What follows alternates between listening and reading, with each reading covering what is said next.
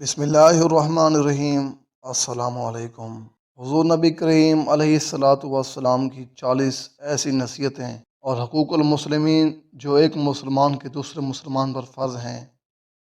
حضرت علی بن ابی طالب سے روایت ہے کہ حضور صلی اللہ تعالیٰ علیہ وسلم نے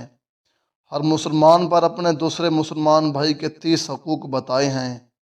وہ یہ ہیں: ہر مومن دوسرے مومن کی لغزش و خطا سے درگزر کرے، اس کی گریہ زاری اور آہ بکا پر رحم کرے، اس کے عیوب چھپائے، اس کے قصور معاف کرے، اس کی عذر خواہی قبول کرے، اس کی غیبت کو رد کرے، اس کی خیر خواہی کرے، اس کی دوستی کبھی ترک نہ کرے، اس سے جو عہد و اقرار کرے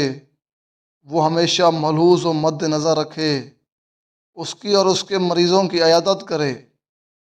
اس کے جنازے پر حاضر ہو، اس کی دعوت قبول کرے،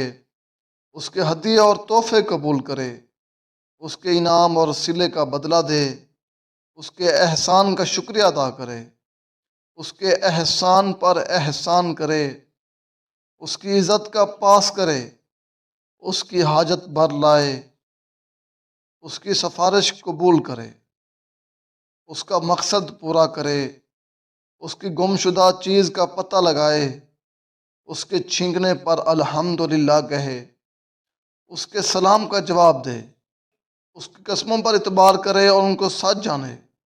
اس سے اچھی طرح بات کرے، اس کی اچھی طرح مدد کرے، اگر وہ ظالم ہے تو ظلم سے اس کو روکے، اور اگر مظلوم ہے تو اس کے حق میں اس کی حمایت کرے، اس کو دوست رکھے اور اس سے دشمنی نہ کرے، اس کو ذلیل نہ کرے، نہ اس کے لیے برے الفاظ استعمال کرے۔ جو بھلائی اپنے لیے چاہتا ہے اس کے لیے بھی وہی بھلائی چاہے، اور جو برائی اپنے لیے نہیں چاہتا وہ اس کے لیے بھی نہ چاہے۔ اور قرآن مجید میں ہے کہ ہم نے آپ کو رحمت للعالمین بنا کر بھیجا کہ آپ تمام انس و جن اور دنیا میں بسنے والے ہر چیز کے لیے رحمت ہیں۔